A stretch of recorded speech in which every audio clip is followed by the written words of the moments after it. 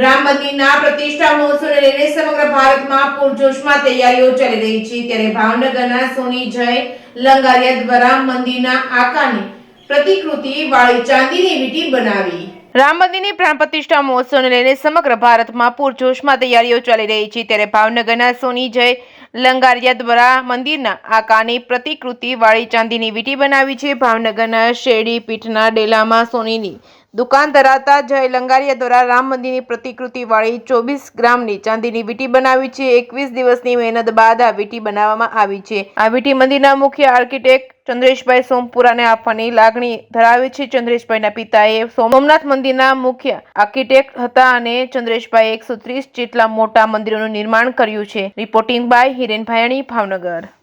હવે સમગ્ર ભારતમાં 22 જાન્યુઆરીએ શ્રી રામ મંદિરનો એટલો ઉત્સવ ચાલે છે, તો મારું નામ જય લંગાડિયા છે। શેરડીપીઠ ડેલા સોની બજારમાં મારી દુકાન છે મહાશક્તિ જ્વેલર્સ નામની।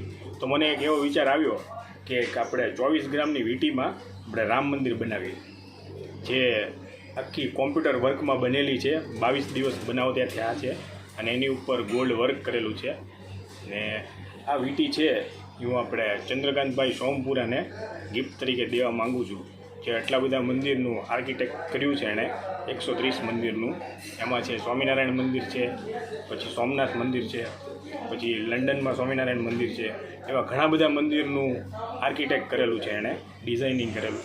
તો મારી એવી ઈચ્છા છે કે આ મૂર્તિ છે વીંટી એ હું સોમપુરા ભાઈને ગિફ્ટ તરીકે આપું।